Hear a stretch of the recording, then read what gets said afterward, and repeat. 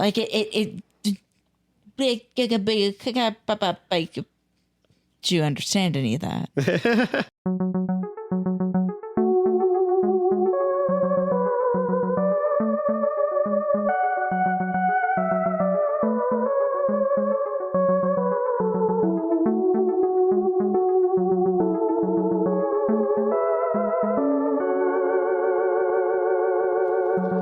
Hey everybody, and welcome back to another episode of Who is My Doctor? Who is my doctor? Who is indeed. I'm your host, Zach, and I know a lot about Doctor Who. And I'm also your host, Cassie.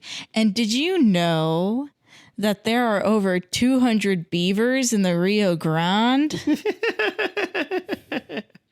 And today we're looking at Series 5, Episode 6, The Vampires of Venice. No vampires. Romania. Yes, we saw ghosts, and we've seen werewolves. We've seen ghosts and werewolves, and now we're getting vampires. Hooray! What sort of thing might you be expecting from the Vampires of Venice? What are you expecting from a vampire story in Doctor Who, if anything at all? Sorry, I was just thinking about my favorite vampire story. Twilight. Sesame Street? Fuck, that would have been a much better answer. Still going. It won. Ooh. A story you can count on. Story for the ages. But before we get into the episode proper, I figured we would watch. There were a couple little shorts that they did called Meanwhile in the TARDIS. Where did they air?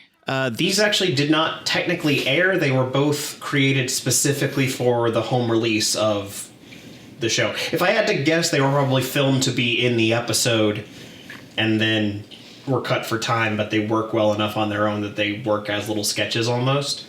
So the first one takes place between episodes 1 and 2. So that's right when Amy gets picked up. And the second one takes place between the last episode and the one we're about to watch. Which I partly just do because I think it's a nice...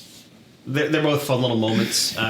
So if you guys would like to watch them, they are available on YouTube. Also, they're available more legally on any of the home releases of Doctor Who.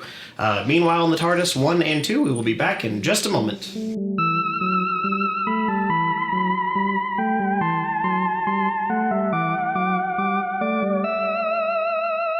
And we are back from Meanwhile in the TARDISes.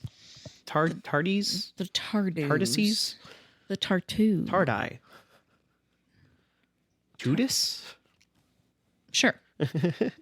So what did you think about the little shorts? I see why they were extras. Yeah, they're just little extras. Like, they're not... It feels very much like they are more or less intended for people that are just jumping into Doctor Who with Matt Smith. Yeah. Because it's like a recap for very basic TARDIS knowledge. Yeah.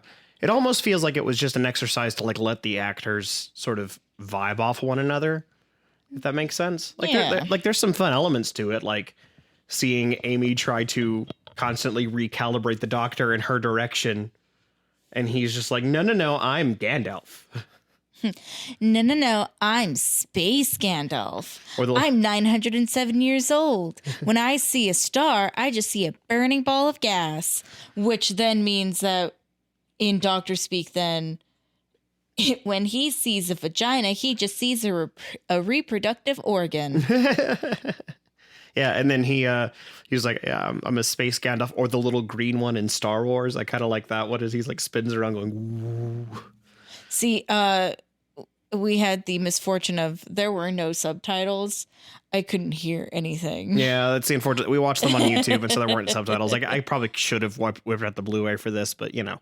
But either way, it was just cute. I've got audio processing issues. It was cute. Also, just sort of like as a good like ramp into this episode, because it literally ended where the last one ends and ends where this one picks up. These feel like they serve a dual purpose. They placate like anybody who has been following the show. If anybody has any arguments of like, well, Amy wouldn't know that. Amy wouldn't know this about the TARDIS, or like their relationship is odd because past companions, me. Because I feel like in every, so far, other than like, Eccleston, there has been some conflict between the Doctor and his companion about the previous companion. Yeah, in a way, yeah. Not that I think that is really a pertinent point for Amy Pond, but at the very least, the short does address that. So that way, if you are seeing it for the first time and you are hopping in right now, you have context. Yeah, and it sort of pokes fun at a lot of like things that haven't aged super well about the series, like that so many of the companions are women in this like dynamic, that one of his past companions was a cave woman who wore a leather bikini. Hold on. This is news to me. Yeah. Record scratch. Please continue talking about her. There was a moment, I don't know if you caught it, where Amy had mentioned, is that a leather bikini? And it's because one of the people that he picks up is a cave woman. Zach, again, there were no subtitles. They're speaking in British. I can't understand that.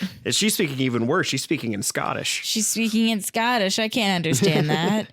Hey, do you think the reason why she wasn't David Tennant's companion is because if she was speaking Scottish, he wouldn't be able to help himself? The Doctor would have also been Scottish then? There are people who wonder, because Peter Capaldi, the next Doctor, is also a Scottish man, and he keeps his Scottish accent. So there are people that wonder if David Tennant is a little mad that he got rid of his, and then just 2 Doctors later, that he got to just be Scottish. Yeah. But for now, we are going to get into the Vampires of Venice. Because that opens up so many other doors. I want a Korean Doctor. Yeah, I mean, that'd be so cool. I mean, I sort of have this opinion that, the Doctor really should sound like he's from anywhere because it's a British show. I get that they lean into the UK, but I kind of wish there was parts of it where they would have at least characters from like other parts of the British. You can also say Empire. Like there was a lot of immigration that happened in the UK. You could still have an Indian dude. Yeah. That has an Australian Doctor. Yeah. Oh, Gov. That's all I can say. I mean, you gotta get. I mean, there's a little bit of that with Njudigawa, who is Rwandan. Cool. So I mean, he's also Scottish, but he's Rwandan as well. So there is a part of it where we do finally get outside of the UK a little bit and into more of the world. Wouldn't that be great? If that's the one gift the BBC gives us, is over time we just get more and more ethnic doctors. I mean, I guess we'll see what happens as the show keeps going. But let's get into the Vampires of Venice a little bit here. Specifically, let's just jump right in with the Cassie Profassi, I think. So, and part of that is just because I feel like the episode is what it says on the tin. It's the Vampires of Venice. Yeah. But as it is Doctor Who, I can let you know that the vampires are aliens. Man, I was really hoping that we were going to have a Hercule Poirot crossover. Or it's a haunting of Venice. Yeah. The vampires with a haunting. Yeah, no, they are aliens, and I will let you know that much like vampires, they do have an animal corollary, but it is not bats in this one. I don't know if you just saw the train of thought that wiped through my eyes where you said animal corollary and then brain very loudly communicated to eyes to go, bats. Yeah, it is. And then you said not bats and then brain went, bats? It is. I will tell you, it is not bats. Fuck. And I will let you. And I'm going to let you pick a broad category here. But what kind of animal do you think is there a corollary for the Vampires of Venice specifically? The children of the night. What animal might they be? It should have been. Although they're in Venice, so it's more. The children of the night. The children of the night. What animal might they be? I went to theater school. Nocturnal. Okay, something nocturnal. Yeah. So like an owl or I think what else might be nocturnal? Go on. List. Like an owl or oh my God. There's lots of nocturnal. Yeah, I know, rodents. Most rodents are nocturnal. Yeah, I don't know why my brain just suddenly, I went like totally blank there. But okay, we'll accept some kind of nocturnal creature. So it could be like True, that does make it very broad. If you're okay with that, because that means I think it could be owls, it could be rats, or other larger rodent. I think that's specific and like that. Like I don't want to make the question unfair. I would say that it cuts it enough down where you're not just saying like land mammals. Are there raccoons in Italy? Yeah. How do you think Mario gets that suit? That's a tanuki, though. Tanuki are just in like Asian countries. I know, but I wanted to make the joke. Mario went on a hunting trip and skinned a poor little tanuki to make an outfit. Found a man-sized tanuki and stuffed himself in its mouth. I've always had the canon that Mario is very small. Like, I think even full size, he would only be like 2 feet tall. Yeah. All right. So Cassie's first prophecy are that the vampires of Venice have an animal corollary that is nocturnal, which I think is a fair category to go with. Yeah. Second part of the prophecy here is, why do you think they go to Venice? Because they haven't been to Italy in a minute. You just think that they're just going for the sake of going to Italy, or just because? I don't know, because I'm also thinking, how far is Venice from the Vatican? I mean, obviously they're both. Well, the Vatican is not in Italy; it's in Vatican City, but. Well, yeah, but it's adjacent. Yeah, I don't think it's that far, but it's. I mean, based off of your babbling, though, I can assume it has nothing to do with the Pope. Probably a fair guess. Yeah. From my babbling. Yeah, from your babbling. From this episode sponsored by Zach Babble. Yeah, from a production standpoint, it makes sense to me that they would go back to Italy just because we have not been to Italy in a minute. Okay, so you don't think there's a purpose for them going to Italy. You think they just wind up there for unknown reasons. The only other thing I could think is that is specifically Amy Pond's request. Okay. Is to go somewhere. Well, because she keeps saying other planets. Mm-hmm. She wants to go to another planet. Italy is not another planet. Yeah, I think I'll just settle on they just wind up there. Okay, so they just wind up in Venice. All right, so we will find out together as what kind of animal the vampires of Venice have a corollary to, and if they just wind up in Venice. Yeah, the TARDIS falls off the Rainbow Road and lands in Venice. And we will find out together as we watch The Vampires of Venice.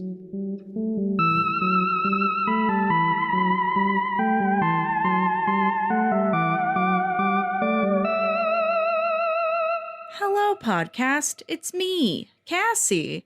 I've been taking some time away from writing ads to spend some time with my new dumb friend.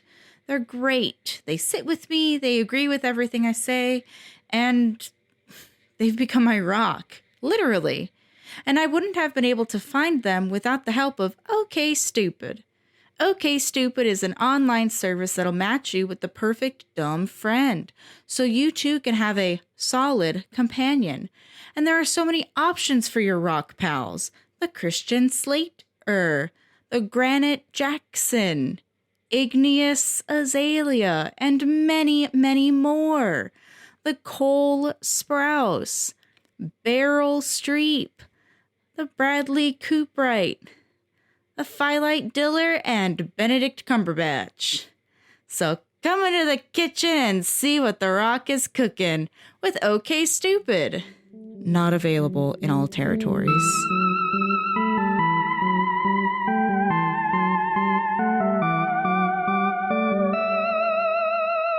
And we are back from the Vampires of Venice.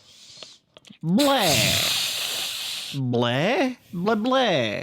We don't say blah, blah, blah. Yeah, these ones really don't. They say more like glub, glub, glub, glub. Blub, blub, blub. So I have an argument to make. Okay. So I wasn't incorrect about nocturnal because most eels are nocturnal,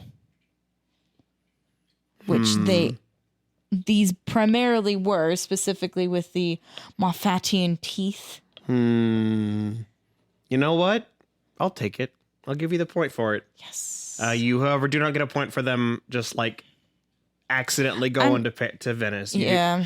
Yeah, that was that. They specifically went here for an Amy and Rory romantic date. A honeymoon gift. Yeah, a wedding present, because the Doctor is basically trying to get... The Doctor basically believes that Amy isn't really interested in him. Amy is just in it for the adventure and is projecting that onto him. It does feel a little bit like the Doctor is trying to make up for kissing Amy. A little bit, yeah. Well, I mean... It does feel, though, very much like the Doctor feels remorse for Amy's actions. Mm-hmm. Particularly since in the very beginning of the episode, it starts with him leaping out of Rory's bachelor cake. I was about to say bachelorette cake. Yeah, no. Bachelor cake and saying, yeah, Amy kissed me and I kissed her. And that admittance of he did kiss her back and that she is a good kisser. Mm-hmm. Funny how you can say something in your head and it sounds fine. Yeah, the Doctor continues to be autistic. This is a very interesting episode because it feels so much like... It feels so almost self-contained. Like, if you ignore the whole, like, this is the first adventure we brought Rory onto. Mm-hmm. There's a part of it where it just feels like you show up in Venice, there are some vampires, the vampires are aliens, we got to deal with that. Like, that's so much of the episode. It's very formulaic in the way that a lot of Doctor Who episodes are. Yeah.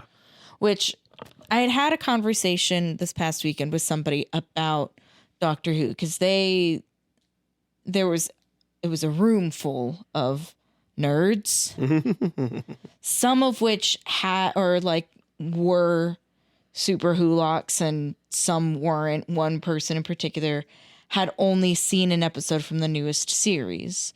And so I was like, I can't really speak on your experience watching that one episode, but something that I have learned and something that seems to be very prevalent, and everybody else in the room that had watched Doctor Who back then or still continues to, all nod in agreement, which is sometimes you just kind of have to close your eyes and accept the bullshit and accept the nuttery that is the science and logic behind Doctor Who. Mm-hmm. And then there was a whole other like spin-off conversation about how a show shouldn't need you to close your eyes and blindly accept things. And but anyways, I felt that about this show, or about this particular episode. Okay. That you just kind of have to close your eyes and accept that, yep, sure, these are aliens that have fled from their planet that succumbed to the space and time cracks, which I'm sure we'll touch up on. Yeah. And there's a perception filter. And that's why you can't see the reflections, is because you don't know how to perceive the reflections. It's my whole response. This show is stupid. Well, I mean, you're not entirely wrong. I wouldn't say you're wrong. I'm not wrong. We've made a whole podcast about it. And every so often I get lulled into a false sense of security where there's one bit I like. Daleks. Love those stupid boys. Mm-hmm. Just, ooh, they're awful. I love them. Weeping angels, scary as sin. The minute, though, that an image of an angel becomes an angel, fuck that noise. Hate that. Doesn't make any sense. Leave angels alone. But I will accept that. I will say, every time that there was a decoration today at Costco that I was this close to getting. It was a little bit expensive, but it was a stone statue of an angel. And I went, ooh, scary. I can now get angel statues, and my mom will say, "Oh, that's so nice. That was like your grandma's favorite thing. Oh." And then inside I'm like, "Yep, it's definitely all that is." Yep, that is because it is a memorial for my late grandmother, not because I'm paying sort of homage to a show that I kind of like, but also vehemently despise because we do a podcast and it's only funny if I'm kind of angry at it. The moment that really seemed to get you with the, okay, this is stupid, was at the very end with the weather machine being turned off by a tiny switch. I wrote down, how can you stop a storm with a fidget switch? Because it was the kind that makes a satisfying when you flick it. No, it's this, and admittedly, I was in and out of this episode because while we've been recording, both my kitty cats were sitting on either side. So cute. They deserve all the pets and accolades.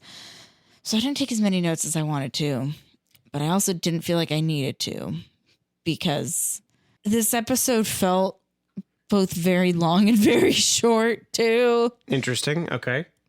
Or I was like, the first note I took had only to do with Calvaretti. The House of Calvieri. Calvieri.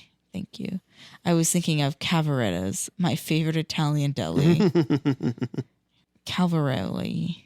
Calvieri. Calvieri. And that Ponce little prick, Francesco. I think it was Francesco. Yeah. Oh my God. Little Ponce fuck boy. The way though that they dressed him did make me think what most likely had happened is that they sent one of their costumers on a mission to go to a costume house and rent a bunch of things. You know, maybe the BBC didn't have what exactly they were looking for, but you can always go to other costume houses. Mm-hmm. You know, they found that stupid little hat and went, there's an outfit attached to this. And then the worker of the costume house went, oh boy, there is. I've been waiting for years to bring this out. The way that I would do the same shit when I worked at a costume house. Somebody would find like Glinda's crown and be like, oh, and then I'd go, you want to see the rest?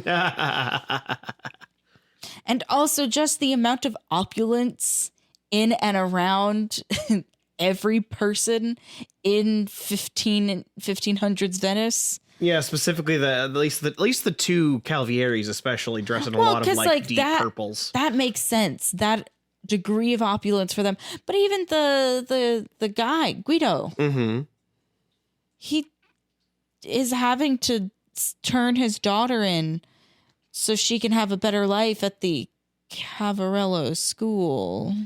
at the Calzone Academy. Yeah, he turns her in so that way she can have a better life because he doesn't make a lot of money.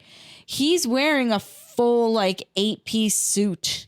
I mean, for part of it, he's also wearing Rory's T-shirt for Stag Night. Yeah, but for whatever reason, when he gives Rory part of his clothes, Rory's only wearing, like, a tenth of what Guido was wearing. Yeah, I wonder if Guido only really has the one outfit. Like, it's a really nice outfit, but that's all he has. Which there is that part to be made of, like, everybody is dressed very, like, we're communicating the time and the place and not necessarily for accuracy's sake. Mm-hmm.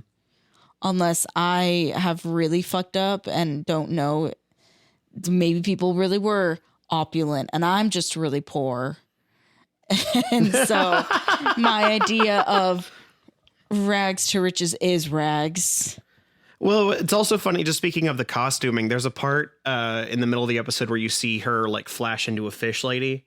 Like you see Calvieri, like her perception filter fritzes and you see and you see that like part of her costume lines up with parts of her body. Yeah, no, it's very cool. But then at the end of the episode, she sheds all that off, and I'm like, were those her bones? Are you taking off part? Are you peeling your Is she like lobster? Is she like a hermit crab, and she just like walked out of her shell? Well, because she was also part lobster, so I think that's her molting. You could be right. I don't know how else that would make sense, Zach. Yeah, make it make sense, Zach. I do really like the vibes that all of the other girls have, where they just kind of look like Lady Dimitrescu, but aphids. Like they're all dressed in like pure white all the time. They're in their underclothes, but their underclothes do look very like Regency era 1940s, like white gown. Yeah. But their hair is also like sexy messy, and they're wearing makeup, and they have them teeth. And they speak in unison. Yeah, they only talk in unison. Yeah. Oh, there was one in particular though where I was like, "Ooh, oh, you're cute." It's just a little nibble. Just a little nibble. I'll let you have a taste. Nothing more.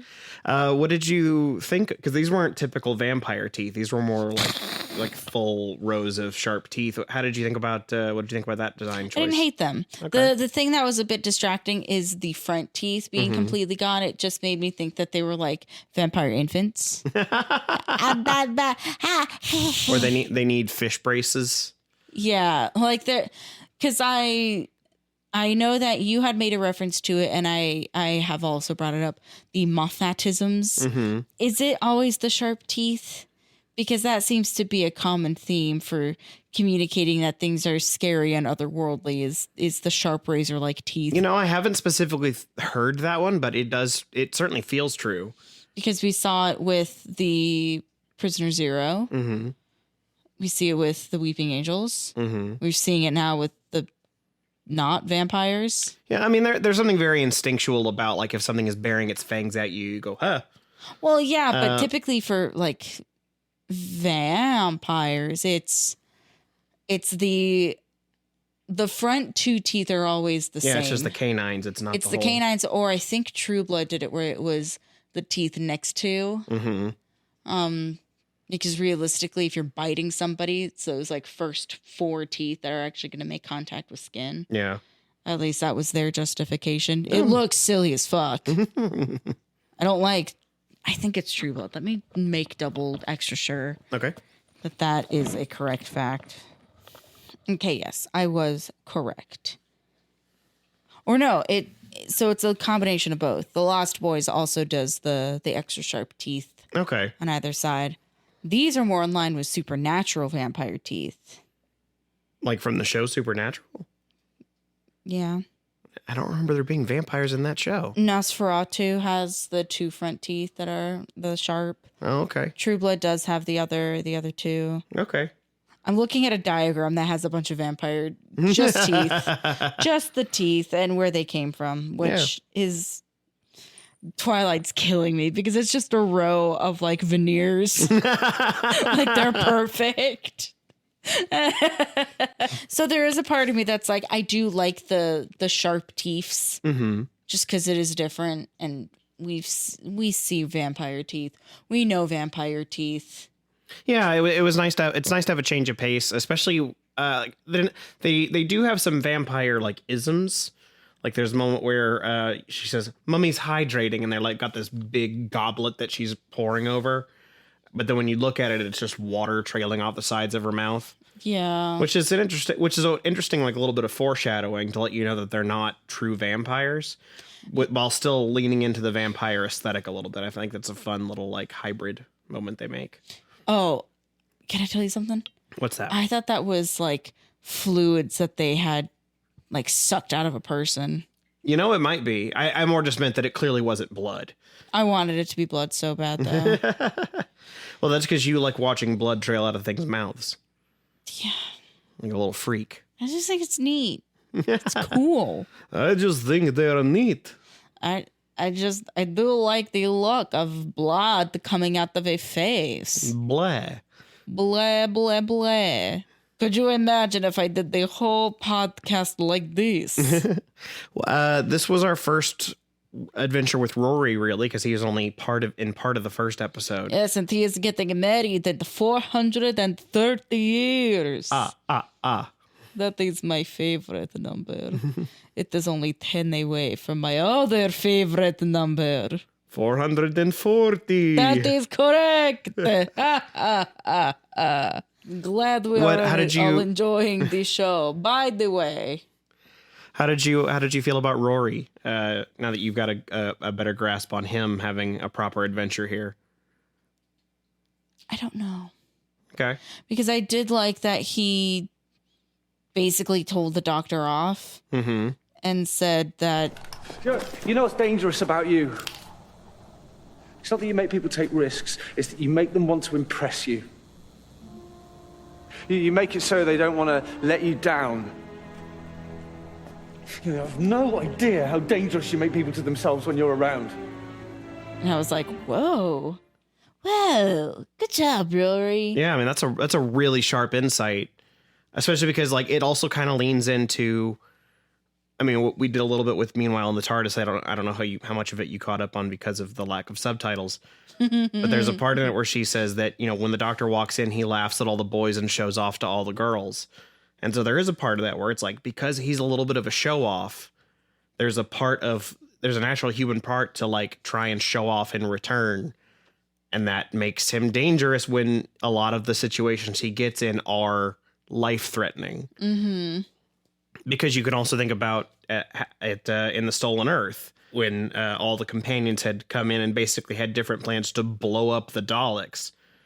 Not just because it's the right thing to do, but because they think that's what the Doctor would do. Mm-hmm. And so they're trying to also be impressive. And so there's a very like, it's some connective tissue between Davies' run and Moffat's run, I think, for sure. Mm-hmm.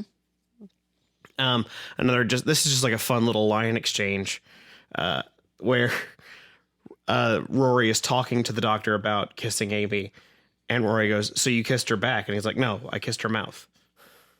Oh, I get it. And he goes, "Very funny." Yeah, that is a heavily coded you joke. That's such a me joke. I shouldn't laugh at it, but I did.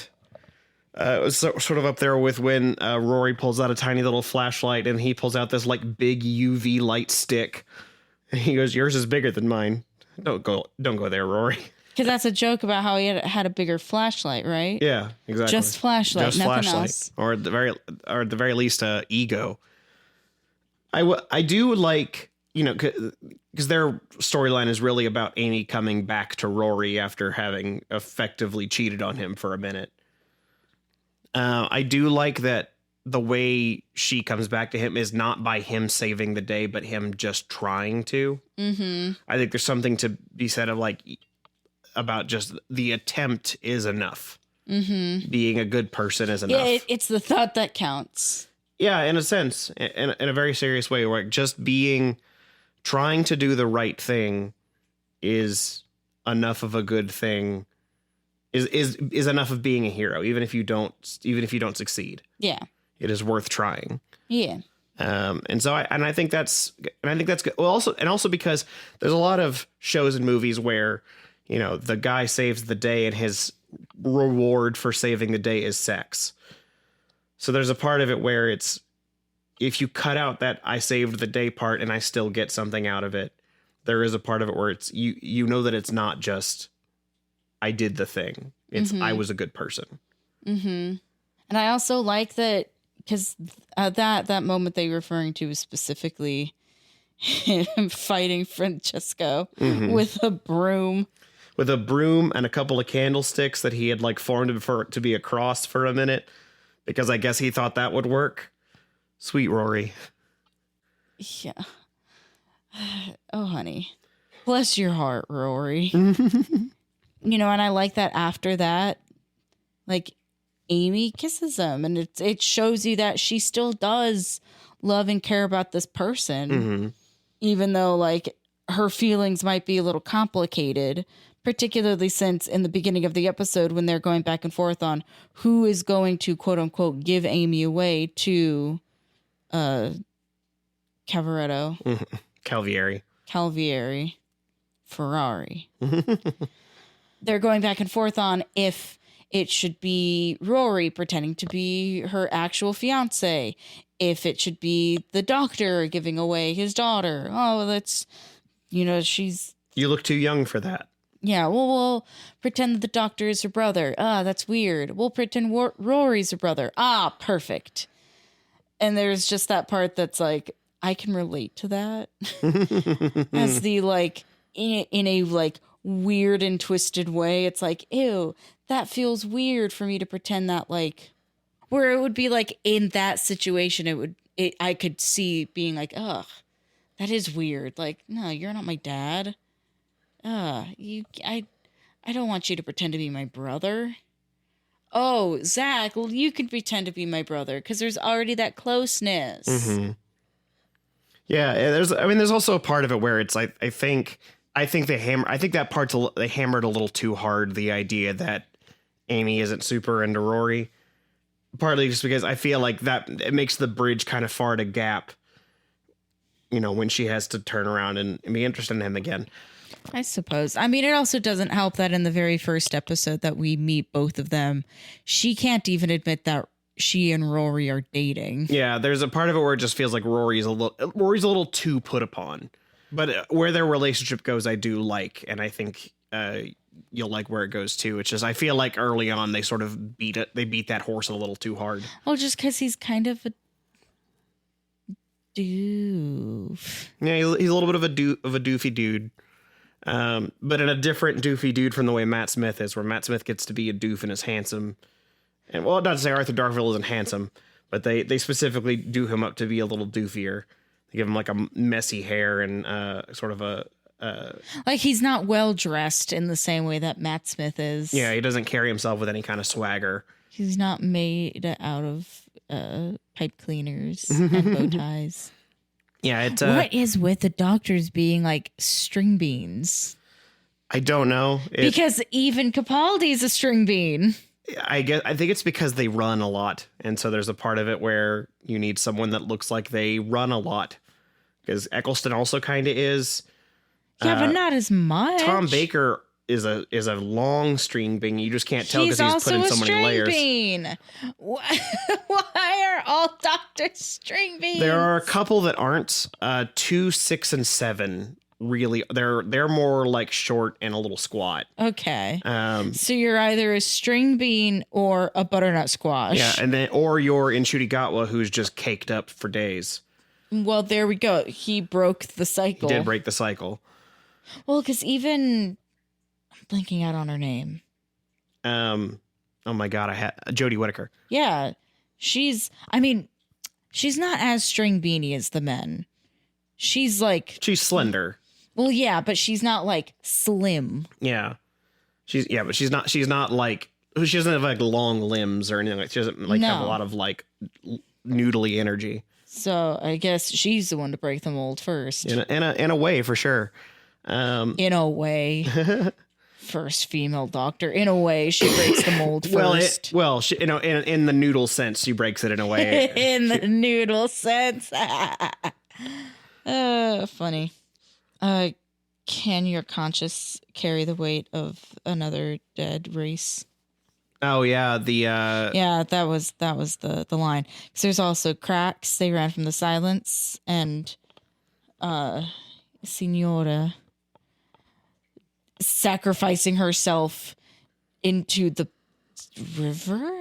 ocean, into the canal. Thank you, canal. Saying, can your conscience carry the weight of another dead race? Which just goes to feed the narrative that the doctor leaves quite a bit of destruction in his wake. Yep, that he does. Like in all efforts to preserve the human race and to save the human race, he really does one humdinger of a job. Completely wrecking shit for anything that is not a human. Yep, you're not wrong. There was, I don't know if you remember this, but there was an episode, a few episodes ago, you had gotten excited about the prospect of the Doctor and Houdini. Dr. Houdini. Yeah, he brought it back up again. He did bring up Houdini again. God damn it. He also brought up, is it Casanova? He did say Casanova because I went, oh, that's me. He mentioned that he owes Casanova a chicken. So it's one of the another like fun little throwbacks to. Yeah, but it's not Houdini. Yeah, we just find out they just another reference to that Houdini is short and not born yet. Yeah, he was pretty small. That's why he was able to fit into like milk jugs and stuff. But it's whatever. I want my Doctor Who and Harry Houdini episode. Damn it. Anything else you wanted to talk about for this episode? The cracks. Yeah, at the end of the episode, they talk about how through some of the cracks they saw silence, and then at the end of the episode they're getting back in the TARDIS, and suddenly everything goes... because you hear the noise of the ocean and the chattering of the crowd, and then all at once it goes away. Yeah, nothing. It's just silence. What could the silence be, Cassie? I don't know. It bothers me that the doctor doesn't do anything to like investigate it further. Mm-hmm. I suppose that might be the next episode, but I guess you could also assume that it may just be like that's sort of like the doctor is having a crisis. It's not necessarily the truth of what is happening in the moment. Sure. We'll find out on the next episode. Sorry. Wait, Zach. What's that? We're getting very close to who is my doctor. You're getting close to you think you got a doctor coming up? I think so. Well, maybe that means that on the next episode, you'll finally have your Who is My Doctor. And that will be a fun game to play because on the next episode, we'll have a special guest. Special guest! I know. Surprise of all surprises. We will have we will be joined by Jesse McAnally from the Cheese Wheel podcast on the next episode of Who is My Doctor. I think right now Jesse is my doctor. I guess he is. Huh. Who is indeed. Jesse is indeed. I got to say it this time.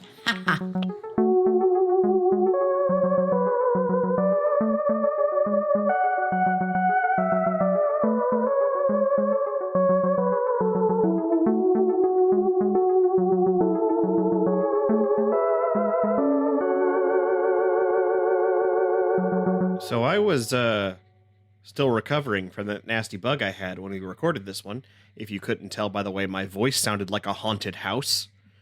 The good news is my voice is back, which means it'll be here to annoy you next week when we watch Amy's Choice. Like we said at the end of the episode, we'll be joined by Jesse McAnally from the Cheese Wheel podcast, so be sure to subscribe to be notified when that episode goes live next week. If you like this episode, be sure to give us a like or 5 stars wherever you're listening right now. And if you want to talk to us directly, you can find us on Blue Sky, Threads, and Instagram at WimDpod. That's WIMDPOD. If you're wondering how this podcast works with a third mind in the mix, be sure to be here next Tuesday, because your Tuesdays are now Who's Days.